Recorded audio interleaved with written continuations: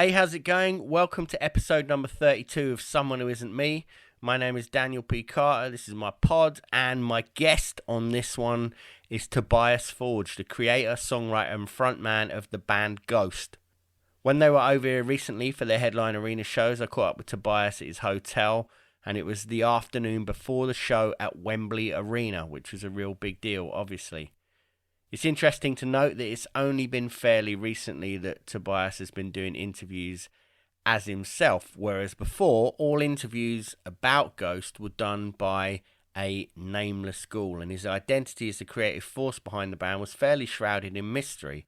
As you'll hear in this episode, this is something he enjoyed, because not only did it provide some mystery around the band, it also provided him with anonymity. He's a very smart guy, he's very introverted and also very driven, and he's creatively and logistically involved in every facet of his band. We first met some time ago, and I'd say in that period I've got to know him pretty well, and each time we speak in a work capacity, I find him very eloquent, engaging and open. Over the course of this conversation, we speak about the band's recent step up to arena headliners, and the problems that can create for a band with a big vision of how they want to present themselves. Then we talk about the nature of creativity and how Tobias doesn't want people to confuse him with the characters of Puppet Emeritus or Cardinal Copia, the front persons of the band. We discuss the profound effect a childhood trip to the theatre had on his creative worldview with regard to the band, and he also hints at further explorations and endeavours. I should point out that the pod ends very abruptly at close to the 1 hour long mark, because it was the first time I'd used my new Aston Stealth mics and was running them on phantom power, appropriately enough. And I didn't realise that the toll that would take on my recording equipment's battery. So just as we were about to get into discussing the situation of being a father in a touring band, it cuts off, which is probably for the best, as he had 10 minutes left before he had to check out of his hotel room. But yeah, it does end abruptly, as you'll hear. So with all that in mind, please enjoy. This is Tobias Forge from Ghost. Starting off straight away, you're saying that now you feel like this tour in the UK is the point where you feel like there are clear signs that, as you said in air quotes, that you're making it, right? I'd say so. Yeah. I mean, from a point of view where my stance is very militant when it comes to our production. With the risk of sounding like I'm sort of shitting all over the place, which is not really my intention, but for a production band like ours, with the intention of bringing the same production and the same stage show to everyone, there is this sort of level of UK touring that usually shudders that hits that into smithereens. Yeah. And that is the Academy circuit, basically. Yeah. Because you have Brixton Academy is huge, really good. You can play, you can bring in an arena show there, and there are other academies that are essentially completely useless. And when it comes to, I'm not talking about the restrooms or the bar or the capacity. I'm talking about the stage. The size of the stage and the with regard to doing what you've always wanted to do. Yes, and a problem for us has been that unfortunately those places are quite large. Yeah. The stage are built for like a 200 cap, but the venue itself is like Manchester Academy is like a nightmare. I'm sorry, it is. Because the stage is as big as it would be in a club for 300 people, but the venue itself holds like 2,000. So any band that is in that realm will end up playing there, which is a nightmare if you're trying to do a show. Well, that's the thing, isn't it? Because I think, to your credit, there's not many bands that are at that level that have bigger picture at play, that the show is going to be more than just 4 people on stage playing their songs, right? Right. So that's to your credit, and I think it's amazing that you've willed this into existence, in the sense that from the off, this band has always been more than just a group of people on a stage playing songs, right? That was the point, yeah. Yeah. so now to be at the point where you're achieving, and you're now talking about planning what you want to do with the next step is incredible, because not many people do it. You know, we've spoken about this in the past, and it's the very nature of what you do with this band is incredible to me, in the sense that the theatre and everything behind the theatre, I think what you do is very, very smart, in the way that you weave all these different elements together, and people can appreciate it on so many different levels. They can take it at a surface level and go, yeah, this is awesome, like theatre, like Hammer horror style, or you can get into it more, and there's way more depth for people that want it, right? But at the heart of all that, aside from the theatre, is the fact that there are incredible songs. Thank you. Well, that's all right, but because I don't know that it would be there if they weren't there, obviously. Which I think's funny, because when the band first came out, the initial thing, aside from when people first heard the records and the songs, everybody's attracted to, and everybody's talking about everything that's got the theatre of the band, right? And I think that when people focus on that, you can miss the point that at the end of the day, a band has to have incredible songs. Absolutely. I know. This isn't really a question. This is just more of a statement. Right, but it's a conversation starter, is what I'm trying to say, is that, yeah, I think it's fantastic that you've built the band in this way, and now you can achieve all the things that you've set out from I presume from the start to do, right? Very much so. I mean, I still look forward to the next album cycle and its accompanying tour cycle, with the intention of achieving a lot of things that I've been wanting to achieve for maybe 10 years. Production-wise. I mean, ideas that I've had since the very beginning, that you've been working towards as a goal. Just to sort of rave a little bit about something I did yesterday, which is pretty common when you're in London, but I've done it many times, and a lot of people have as well. I went to Phantom of the Opera again.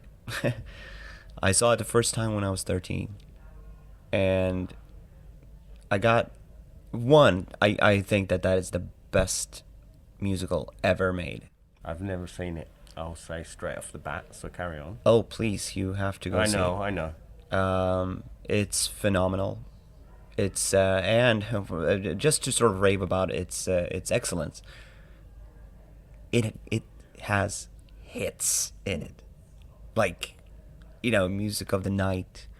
Obviously, the song Phantom of the Opera is a massive hit song. But also the production is amazing, and even though I already intellectually knew this, but I got very reminded of how much seeing that show when I was 13 influenced everything that I'm doing now. Yeah. That's funny, isn't it? Because I think it must have been such a profound thing, but to go through the whole thing of discovering heavy music and punk rock and metal, and then playing in death metal bands, and then at the back this whole time, it's just been sat there like that. Right. Well, I guess that I think probably a few friends of mine would probably write it off as a control freak thing, you know. I mean, I like ad hoc rock and roll as well. Yeah. You know, G.G. Allen is also entertaining, or was. But, you know, I like it when it's like sort of a little bit more ritualistic, a little bit more according to, at least when I do it myself, because I like the, I think that the closest thing, if you are scratching your head looking at what we do as Ghost, if you don't like it, fine, you don't have to explore it more, but if you're scratching your head in awe, I think that one way to understand what I'm trying to achieve is to look at something like Phantom of the Opera. Like, that is pretty much the sort of Yeah, I'd say that that's is essentially what I'm trying to achieve. It's like an orchestrated, It's a show. yes. Hmm. It's dark, it's gothic, it's romantic, it's musically overwhelming. I'd love for us to be that, the same way that I think that Andrew Lloyd Webber's a lot of his stuff is, but definitely the Phantom of the Opera, that has all these strong songs Yeah. and That's funny, isn't it? Because, see, this is something that I've always liked about you, is that you've kind of walked this line. Because when I was growing up and I first got into heavy music, well, music in the broadest sense, when we were kids, I think it was a lot more tribalistic. So therefore, if you got into punk rock, Gigi, for example, you couldn't like prog rock, right, right? right, And the purpose that, and the reason some would argue that punk arrived was as a reaction to prog here in the UK anyway, right? yeah, absolutely. And yet that's, well, I think that's true of all artists, right? Be it Bowie or Manson or yourself or anyone along those lines. That tribalism was never there, it seems. I'm sure there were moments when you were growing up and you first got into certain bands that, you know, that's all you want to listen to, and anything else is bullshit, right? Was there that, or were you always very open-minded with what you were doing? I was always very much open-minded, more so than I would sort of subculturally acknowledge with my clothing or my appearance. So you could listen to Napalm Death and ABBA.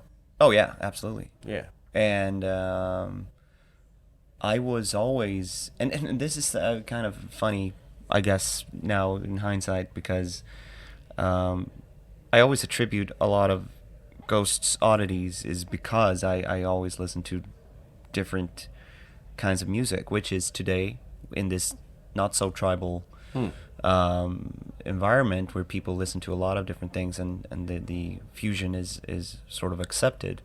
A lot of the I'd say that a lot of the things that made Repugnant stand out a little back when I was doing that was the fact that I was listening to so much other stuff. Yeah.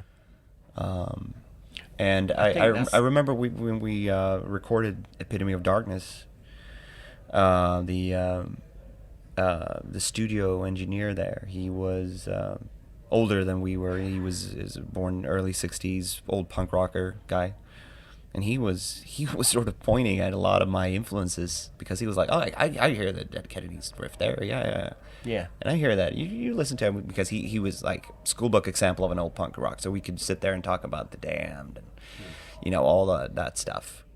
And you know, even though punk is, I guess, closer to the sort of death metal that we were playing, but there were so many influences in there that came from classic rock and pop music, but people never ever they won't find it because it's very hidden. Yeah. But if I sped it down, and if I showed you, like, this is actually taken from this. Yeah. And here you got that drum beat, that's Adam and the Ants, and that would be Nick Kershaw, or that would be. That's awesome, isn't it? You know? I think that's funny though, because I think that's the nature of making art. Is that is like there'll be times where I'm writing something, and it's totally come from me having listened to somebody else's work, right? And you're almost embarrassed for someone else to hear it, because you're like, oh, they're gonna clock this immediately. But once something has run through the filter of what anyone does, you know, you'd hope that it's so far removed, you without even in a conscious way, it's just become its own thing. Right. Do you know what I'm saying? Oh, of course. As a songwriter, you have to go through a little bit of purging sometimes, where you have to sort of alter it, because it might be a little bit too close to the source. Yeah. But then, unless, as you said, unless you were to actually sit down and point those things out, people wouldn't have made that connection anyway. No. And sometimes also it's and you know I hate to break the magic, to break the spell of magic of songwriting. You know, sometimes you can mathematically sort of alter something in order for it not to be infringing. A lawsuit. Yeah. Right, because it's at the end of the day, it's you know, there are only, what is it, 8 notes. Yeah. There are just X amount of drum beats that are intriguing. Yeah. And if you just want to write like original music, then you can end up in you know, the weirdest moments of King Crimson. That's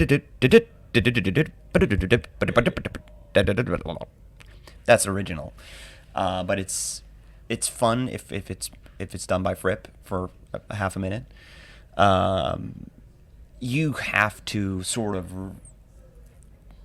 what do you call it, like, turn to certain elements that might be regarded as standard and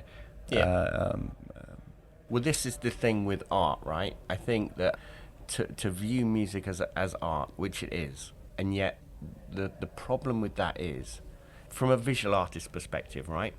You can go to the classics, you can repaint famous paintings, you can work in someone else's style to achieve your own thing, and that's fine because you're working from a lineage and it's accepted because that's art history.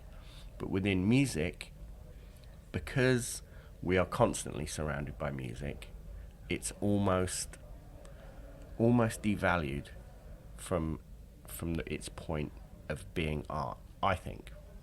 And that's fine because, you know, it's great that we can have our everyday soundtracks as we walk into a store and they're playing whatever is currently in the top 10. That's cool. But there's some really artful music within the top 10. Maybe not. Yes. Yeah, I mean, you know, you could have the old guy debate and go, well, it's not like when I was younger. But because of that, you don't view music in the same sense. So when you do refer to the classics within music, it's considered almost like it's viewed with disdain, whereas within our other art forms, it's viewed as working within a hierarchy and a legacy of art. Do you think that's true, or am I just talking rubbish? No, it's not rubbish. I'm just trying to penetrate what you're saying.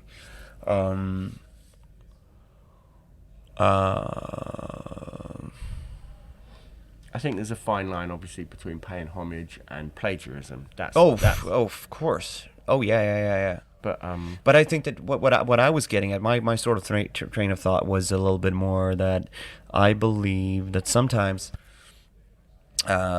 people writing music, especially when you're interested in more eclectic music, and you might be more interested in music that aren't necessarily made to sell a lot. Yeah. You're not trying to be commercial. I think that there is a fixation that you need to sort of reinvent the wheel, where if you regard if you compare me, I like comparing music or my work with everything that comes with it. I like to compare it with different other trades, just in order to sort of get a better grip of what it means to be, like, in my case, a touring musician who basically caters to our customers, for lack of a better word, but to cater to our fans, not to disappoint them, and to entertain them, because I am here to entertain. The same way that a chef who owns his restaurant is there to feed people with pleasurable and enjoyable food. Yeah. But if you regard music a little bit like poetry is made up of words. And in order to make most poetry understandable, you use words that people know what they mean. Yeah. And if you want to, like, spice it up a little bit, you might use rhymes, because it makes it a little catchy. But I mean, there are just so many words that you can use. Yeah. And words are used every day by people. Some people are more poetic than others, and some people put it together in little haikus and rhymes and jokes, and Yeah. and I think that you should regard music as a similar thing. It's like it doesn't have to be super complicated. And Is that something that you've come to terms with over your musical career? I have to Or come have come to terms with that every time I write a song, basically. Yeah. Because over the course of my career, even the not so successful career, but over the course of time, over the time spent in bands trying to make music that moves people, or may have not moved people. Is that the goal, though? To move people? That Or- I think that is the most quintessential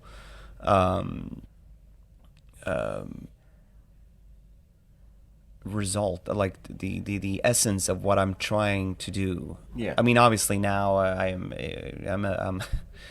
a businessman who have to take care of business, of course. Yeah. But it would have been all for nothing if it wasn't for the essence of trying to create emotions. Yeah. That's why I was yeah. also reconnecting with the sort of the source by going to Phantom of the Opera yesterday, to know that this is exactly, not that I had forgotten about it, but it was very reminded. Clarification. Oh yeah. This is because I'm bawling at the end.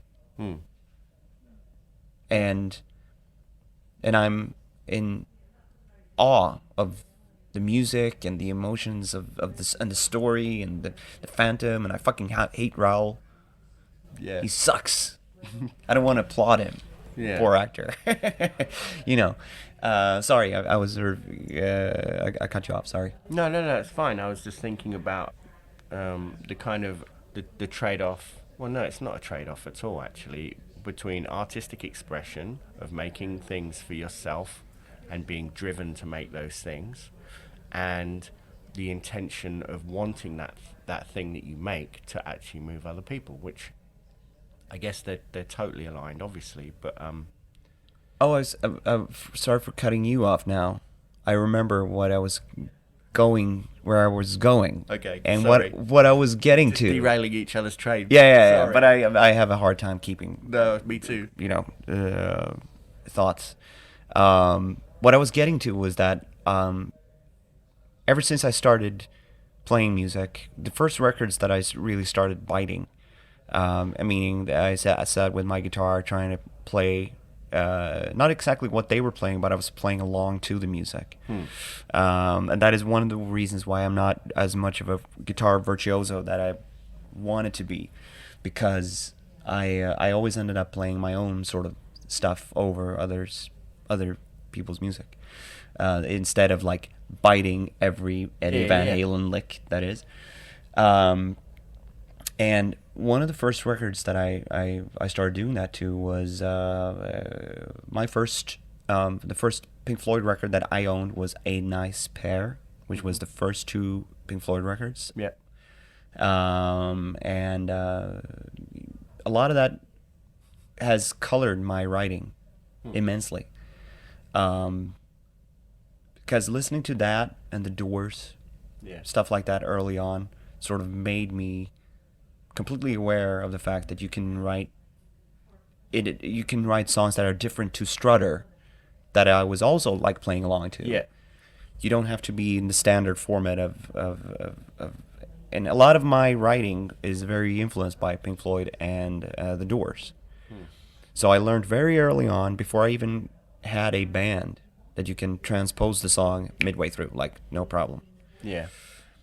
And ever since I started playing in bands, and since I spent a lot of time playing somewhat, I wouldn't say technical death metal, because it's like obviously there are now complete abysses of technical, but it was like odd time signatures, and you have to count a little, and it was kind of smart. Yeah. That's still in my intuition, in a way, to try to be smart when I write. And that's what I'm facing every time I'm trying to write a song. Yeah, wrestling the song away from from overthinking and Yeah. being too clever with it, right? Yeah, trying to avoid the prog, basically. Yeah. Because I want to write weird things. I want to Yeah. go technical, and I want to go complicated. Yeah. So therefore, I have to remind myself every time I write a song to like stay on point. Yeah. Be But that's something you do really well, I think. I think you've found that balance, and with the purity and the simplification and clarity in a song and songwriting, with proficiency and embellishment and I don't know. I don't want to use those words actually, because it just makes it sound like artisan and a bit like, look at me, I can do this. But to make something artful and yet still retain the core of a hooky, great song is a really difficult thing to do. And I'm sure you and I can list a ton of bands that do that, and that's why they're probably our favourite bands, right? Yeah, I think you do that really well. But that's also, I think, something that I really enjoy about the theatre of it, is the sense that you do that on a visual level and a thematic level as well, I think. It's I hope so. I think you do. So, if that's any clarification, because the arching narratives that have gone across the albums and all the subtexts and subplots within that, I think it's really clever to do that and to keep it so that people don't have to sit and study a ton of books. It helps if they Right. do, because they'll find a bunch of other things within it all that will resonate with them. That's what I enjoy. But I can also enjoy the fact that there's the more surface level of stuff as well. Yeah. I mean, I think that what we're sort of touching upon now is the almost decade-old argument whether or not we're this or that or the other. I guess so, yeah. And and also because we come from a sort of a subcultural, a very established subcultural myriad of genres sort of intertwined with punk rock and death metal, black metal, and everything in between. Yeah. And some of it being extremely, especially nowadays, has been, is sort of regarded as almost highbrow sort of culture, very intellectual and all that, which where it did not start. If we say that the originators of punk rock and black metal is sort of Venom and the Damned, Sex Pistols, it was not very intellectual. It was kind of a little bit more super nihilistic. Yeah, very Just a middle finger. Yes, Yeah. very adolescent. Yeah. And very tongue in cheek. Where was I going? Yeah, okay. So with that, with having mentioned those two bands, and Sex Pistols being one of my absolutely earliest life coaches in a way, because my older brother, it was one of his favorite bands, that and the Damned. And Sex Pistols, obviously very visual, and they were very obviously exposed to a completely different level than a band like the Damned. Yeah. And my favorite film when I was a kid, one of my favorite films ever, was the Great Rock and Roll Swindle. And so that's also a way to, if I were to argue, which I don't really have an inclination to do, because I believe that criticism towards my band is perfectly in place. It's fine. If you don't like it, fuck it. I'm fine with that. Yeah. But I think it's important to understand that a lot of the humor in that, and then a lot of the sort of tongue-in-cheek, lighter, more lighthearted elements of it definitely comes from. In order to understand that, you need to understand that it's closer to Sex Pistols and Venom in terms of the fun element and the middle finger. And over the years of doing this, I think that one thing that I really am proud of when it comes to our influence on others is that I see now teenagers who came to our shows maybe 5 years ago were kids, and they have themselves being, just because they like our band, they have started the path down and explored other bands within the genres. Yeah. Which, and I like that. I like the fact that we are not everything. We are not a deeply intellectual black metal band, sort of that, but we touch upon those issues. Yeah, I think there's a lot. I think it's very smart what's going on with everything. But yeah, I understand that to temper it with good humor and like a knowing wink is vital, because otherwise you can come across as very just dour and just humorless. You know. For me, I don't understand how you can do anything without humor, but that's just me. Yeah. I think it's funny, like, I've spoken to Maynard a few times about things like that, and it's just like, Tool, especially having just put out this new record, whether you like the band or not, it seems that so often people miss the humour in it, and it's such a vital part of what he does, I think. And it tempers the real bleakness. And when you're making when you make a record, and I mean you, where the overarching theme is mortality told through the lens of the Black Death and the plague, it could just be so bleak if you don't have, you've got to have the peaks and troughs, right? You've got to flavour it. Oh yeah, of course. Side note, did you see there's just been 2 cases of the plague reported in China? I did, actually. Yeah. I don't think it's ever been completely, what's the word, eradicated? Like, it's just that I think, to just go down the clinical, medical route here.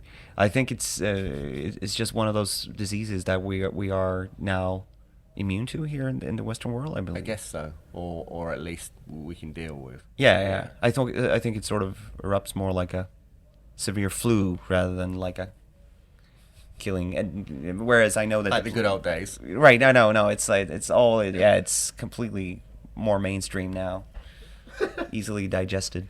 Mainstream plague. Sorry, I know nothing about. Yeah. So, actually, I wanted to talk about the 7-inch for a start. Oh, like, okay. How did that come about? Like the narrative is brilliant. The way that was I'm assuming that came after the fact. So, like, how are we fitting this within the canon of what the band does? Or I know that you kind of think of everything like 3D chess, and you've got all these different plans going on at once. So I'm trying to remember. It's like, how do we fit these kind of 60s go-go songs within what we do? How does that work? I had, since years ago, like 3-4 years ago, I had the riff, the Kiss the Go-Go riff. I recorded that. I remember I recorded that around the same time I was doing demos for Meliora. Okay. I had that sort of riff. That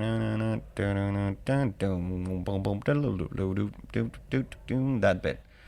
And it was just 20 seconds of music that I had just recorded on my computer at home. I am very bad at anything technical, so it's sort of crude sounding and not even sort of quantized drums, as they say. It's more like a track with me playing like. Yeah. That's great though. The song had a swing to it, and I'm trying to piece things together. I mean, the whole throwback thing came to me a couple of years ago, where originally was Tom Wally saying to me, maybe 5-6 years ago, what's the story? What do you mean? Like, yeah, well, we need to tell some sort of story. And since you've made it sort of clear that your story is not what we're telling, what do we tell people? Yeah. I was like, well, I can come up with one, I guess. And that sort of started loosely, and then over the years it has been way more. Do you find it starts to tell itself? Yes. Now I think that in my head it's pretty clear where it's going. Whereas I think that the most confusing bit is for people trying to follow. But as a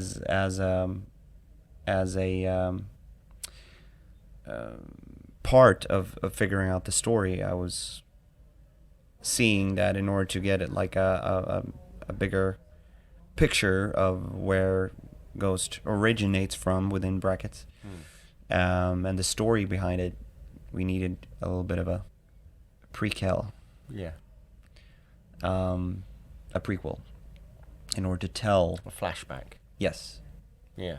And it just that thought happened to coincide with me having a few song ideas that sounded a little bit too niched. Yeah. And not necessarily in the direction that I wanted to make a whole record. And luckily, because of the sort of loose nature of what Ghost is, we can jam that in with the, but it sort of With the narrative. Yeah. with the narrative and framing that so that instead of excusing yourself saying like, oh, here's two 60s sounding songs, you can sort of deliver it in a little bit more of a artful and humorous way. yes. Yeah. That's such a freedom though, isn't it? Oh, it's fantastic. Because, I mean, the amount of work to get to that point is ridiculous, I think. Right. But now, it's when we were growing up and bands would put out albums and I don't know, I don't want to mention Cold Lake, but when somebody would put out a record that seemed so at odds with what you expected the band to be and Right. and it was so jarring, whereas this is like, I feel with what you've built, you have license to just, I mean, you do anyway because it's your band, but do you know what I'm saying? To the You fan can get away base, with it as well. you Yeah. have the license to go wherever you want with it, Yeah. which must be really freeing. It is, but you need to have, without mentioning Cold Lake, you have to have that in the back of your mind that there's definitely a zone that is too far. Yeah. That What would that be, do you think? not mentioning the record again. I'd say that would be one. Oh, he regards that. I think I have a friend that actually, when they met Tom, they took out all their records to be signed. Yeah. And he went through them and he signed all the records and he got to that. And he just wrote in massive letters in Sharpie, "Abomination," across Right. his own record, which I Yeah, think is yeah, yeah. fantastic. But I mean, I think that to be fair, I believe that it's important to keep things in perspective, and I think that when you are a young band in 1988 and you're touring, you're making a record a year, and you're trying to do, they obviously they didn't have the luxury of hindsight. So Yeah. I think that they didn't know what they were doing. And that is something that I try to keep in mind. Like, it definitely appears that way. yeah, well, But, yeah. you want to... There are other examples of other bands, of course, that sometimes you just sort of step away so far from your thing that essentially it's kind of like when if you have an old wooden boat and if you change every plank on that boat, is it the same boat? That sort of argument. Yeah. Therefore, and this is where it may become a little bit fuzzy and unclear what I'm talking about, because I as high regard as I hold a band like Pink Floyd or Genesis or bands that are super artful and super in the forefront of just constantly pushing their art and expression as far as they possibly could, I definitely believe that you should be influenced by AC/DC as well. Yeah. And keep them in mind. You know? Yeah. And now it sounds like I'm sort of painting a picture of this, that they're not polar opposites, but their approach in writing, you know, where Pink Floyd is Stanley Kubrick, AC/DC is a little bit more Woody Allen. And you know, or another director. Yeah, I know what you're saying. No, but you know, it's a little bit more traditional. There is a certain degree of their DNA is very strong, and they're not afraid of procreating more kids that look exactly, you know, that look from the same gene pool. Yeah. And so where do you see it going then with Ghost? I try to have my AC/DC on my one shoulder, just, you know, remember where you are. Yeah. Because me, personally, artistically, with everything that I want to do in my life is not necessarily something that every person into Ghost want to follow me. Of course. On to what journey, whatever. You know what I'm talking about. Yeah. That whatever journey I want to do is not necessarily something that I can sell to anyone who's interested in what Ghost is doing. And I think it is important, regardless of whatever commercial level you are at, it's important to remember the course of the evening that you've sort of set out for your themed party. Yeah. You've invited people to come in, and you have maybe different stations of play, of games, whatever. But it needs to be sort of understandable, and you need to understand that at any given moment people might leave and might not be in for it all night. Yeah. They might be liking it in the evening, but they're not in for an all-nighter. And definitely not like a 2-day sort of binge. Yeah. And maybe if you want to do that, maybe you should do that yourself or with someone else. Yeah. And I think it's important. What I'm trying to say is that sometimes when you have a band, especially, and this is I think that the hazards of when a band becomes sort of a cult, not for your fans but for you. Yeah. When a band becomes your gang, when a band becomes your band of brothers, your blood brothers, sisters, you know, when it becomes such a sect sort of thing, it becomes very sectarian. That's also where I think that sometimes bands do unwise decisions because the band is everything to them. Yeah. And they don't realize that sometimes some experiments are actually worth doing technically under another moniker. Yeah. Fair enough. I believe. I don't know what this was, why we ended up here, but I think that would. No, I hear what you're saying. I also think it's interesting in the sense that saying that, I think this kind of ties in was when the band first came out and there was the mystique and secrecy around it. Whenever we would speak, I wasn't speaking to Tobias, as far as the world would know. Right. Has that you seem to be enjoying that now that you are you. Do you know what I'm saying? Like yeah, now people are aware of it. Do you think, because I think that the band had to be maybe establish themselves to a certain point before the reveal could be made, and that was maybe not your decision to have done that, right. but I think you wear it well now. I think that people that are so invested in the band are happy about it because they're like, yeah, we know, like we always knew, but now we can talk about it. Do you think? Yes, I think so. If I'm, I've found new problems with it, but good problems. Every problem is a good problem. Yeah. When you're How so? doing well. No, I'm just joking because when you're doing well, when you're successful, your complaint shares are worth very little. Yeah. If I break a hand, it never hurts as much on me as it would someone who's not successful. Yeah. Yeah. And but with this reformation, there are other things that I find not super enjoyable. I am not myself a fan of the marriage between who I am with the ghost universe. I don't like seeing my face in a ghost context. Why? Because I'm vain. No, because ghost is a whole. Yeah. Is everything.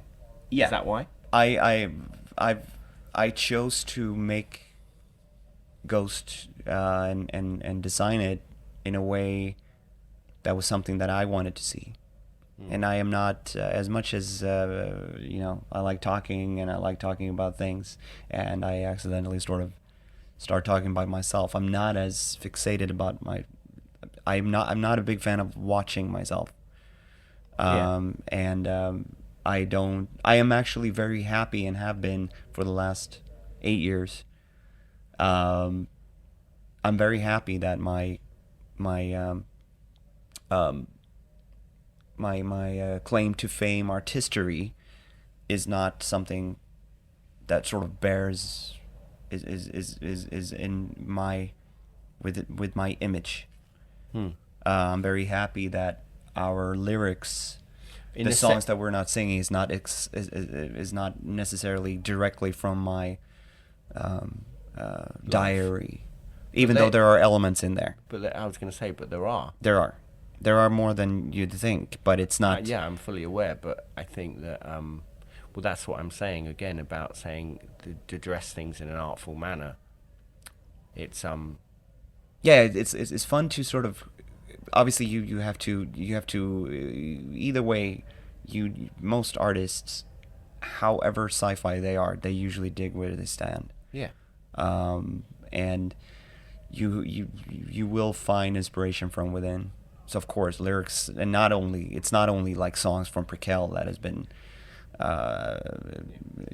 Everybody believes that Square Hammer is about Masons. It's not about Masons at all. No. It's very. Square Hammer was exactly about the same things that I touched upon in Prequel. Yeah.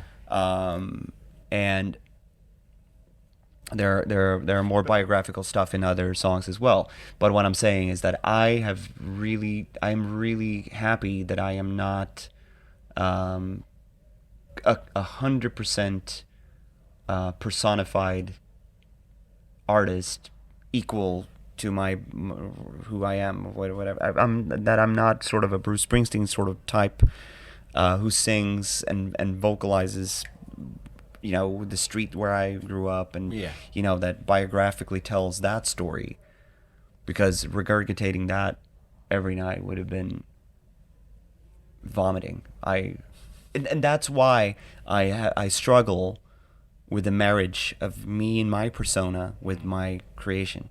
Yeah.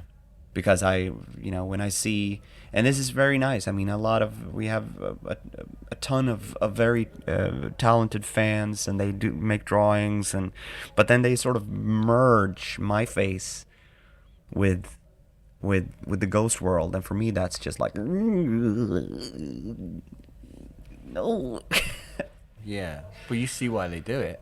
Yeah, it's beyond my control. Yeah, and that's fine, because I know that everything that I'm doing I am probably the only one that regards ghosts the way that I do. It's something else for everyone else. So what is it for you?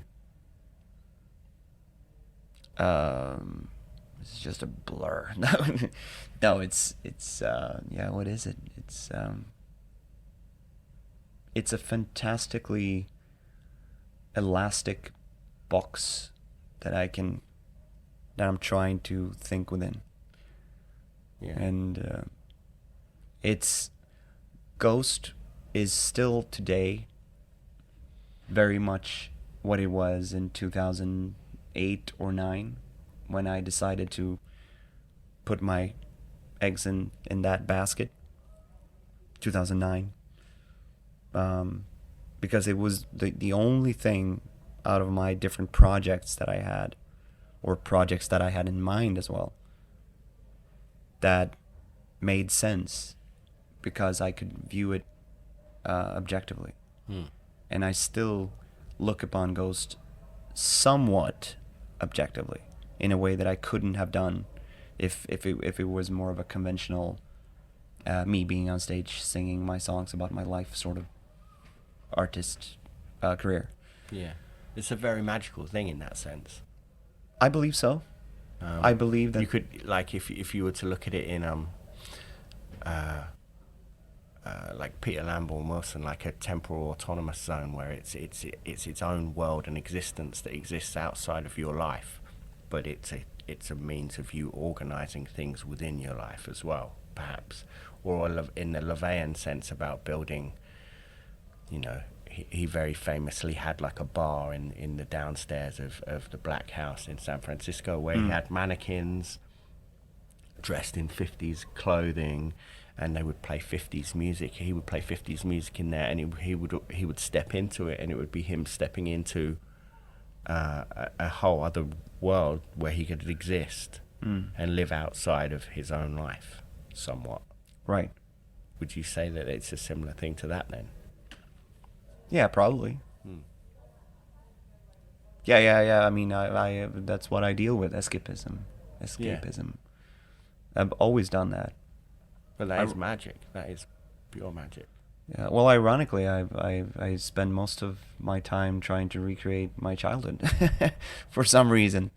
But I'm trying to reach. Well, my childhood, the childhood that I remember most fondly was when it was filled with escapism, I guess. Yeah. You know, and music must have played a huge role in that. Oh, absolutely. Everything is accompanied by music and film and TV and all sorts of distraction. But distraction, that is my life. That's how I regard. I mean, I can't even be here on this street without thinking about Jimmy Page living over there and you know, all the, and Royal Albert Hall being down there, and you know, I can't be anywhere like in a city like this without thinking about the pop cultural significance and your place within it. Right. But it's very unclear my actual where my imaginary existence within it, or if it's my actual presence, even pop cultural presence. If I go up to Camden and see ghost shirts all over the place, does that create like a dissonance for you at times? Yeah, actually, yes. Sometimes it does, because it's and dissonance. That's not necessarily like a dissonance in negative, but it's kind of hard because jarring. Yeah, it's kind of mind expanding, because I spent so much time as a child, as a teenager, as a 20-something, thinking about the idea of being not only famous, but part of the pantheon. Yeah, part of the night, part of that magic. I wanted to merge. I still want to merge with it. I don't know what that is. I've been trying to sort of figure out if I'm gonna, obviously here in London is a different. You have different other places, but that I want to sort of dig a hole in Laurel Canyon and just start eating the soil, just to sort of like become one with it. Yeah. For some reason, because there's some sort of magnetism in the ground there that just I just want to be part of. But you want to merge with that night, that and I don't know what it is. But then I think it wants to be merged with. And I think that's how it manifests through people. Do you think? Yeah, well, I think it's a guy on the cart with the whip, right. you know, and we are literally the horses. Yeah. We're being driven, and I know what you're saying. I think you are part of that. Anyway, you've already reached that, but as an artist, you're always gonna be like, oh well, maybe a little bit more. Maybe what's over there? Maybe, you know. Yeah. Just the satisfaction of just going, done it now, cool, I'm off. Thanks, I did everything. Now I'm gonna go and work in a shop. Right. That. Not that there's anything wrong in working in shops. No. But I've accepted that unless there is some sort of physical alteration, me hitting my head again on the floor. There's a joke in my family, or my mom and my wife always jokes about the fact that when I was maybe two years old or something like that, I was sitting on the couch, on the, what do you call it, on the back of the couch. on the back of the couch. Yeah. And all of a sudden I just went feet up, bang, and I hit my head on the floor. So I had I guess a concussion, and that's where everything just like. That's when the window opened and it sneaked in. I guess so. Yeah. Because as long as I remember, I've been like this, and I've come to realize and I've come to accept that it will probably never end. You can never. The idea of reaching some sort of completion, as you said, like a conclusive Yeah. craft. I don't think that will ever happen. No, I don't. And I don't think it does for any and artist. But the trick is navigating it well, right?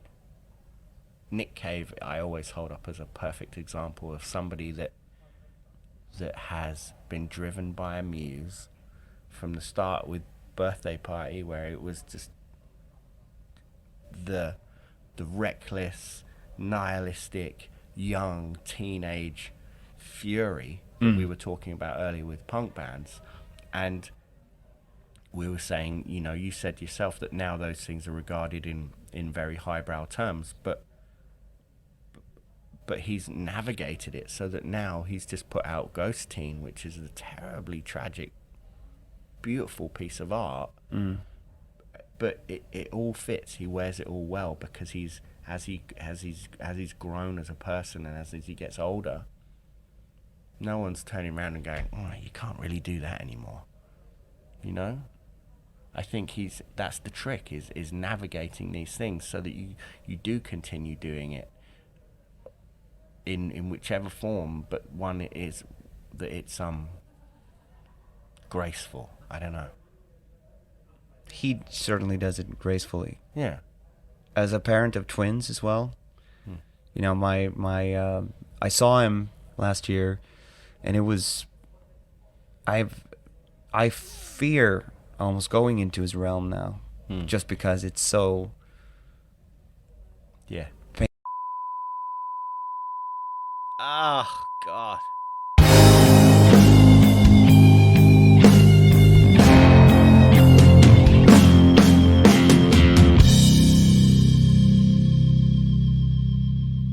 So, an abrupt end to a great conversation. Thank you to Tobias for taking the time. Thank you to Ollie and Kristen for helping to make that happen. And thank you for listening. Shout out Aston mics for the stealth mics that I used for this one. Power consumption now noted. The latest Ghost album prequel just got a nice new vinyl box set reissue, which has got a bunch of extras and is well worth tracking down. And you can find the band on socials at the band Ghost. I can be found at Daniel P. Carter, and the pod is at Swim Podcast. Remember, there are 31 other episodes of Someone Who Isn't Me with guests like, who have I had? Marilyn Manson, Alan Moore, Maynard James Keenan, Chino Moreno, Corey Taylor, Mike Shinoda, Laura Jane Grace, Poppy, etc. They're all online for your listening pleasure. please spread the word amongst your friends and leave a 5-star rating and nice review on iTunes. It will take you 2 minutes and it will make all this worth it for me. It's a simple